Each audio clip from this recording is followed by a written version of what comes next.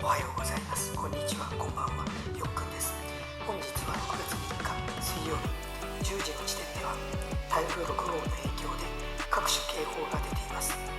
東京23区に洪水警報、大雨警報、強風注意報、雷注意報、そしてフードデリバリーは注文の受付を停止していました。多少の雨ならバイク稼働するつもりでしたが、こういう状況なので家の片付けでもしようと思っていました。お昼ちゃん、どうやらデリバリーの受付が再開するとの一報を受け、急遽稼働することにしました。雨の日は高額案件が取りやすい、そんなことを考えていたところ、本当にリクエストが飛んできて驚きました。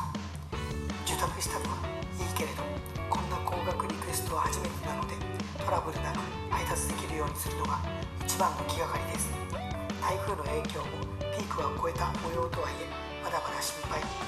交通安全第一に事故のないよう気を引き締めたいところです。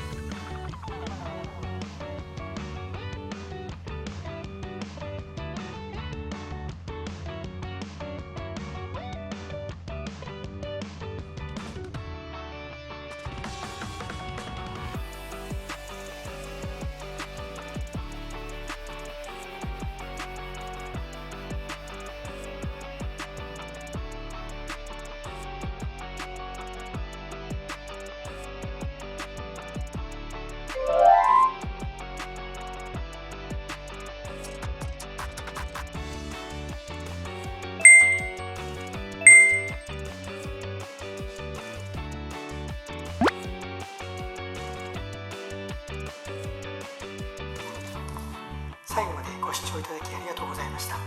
台風の日は何かワクワクしちゃうんですよね、昔から。この日稼働してみて気がついたのは、走っている車の数が極端に少なかったこと。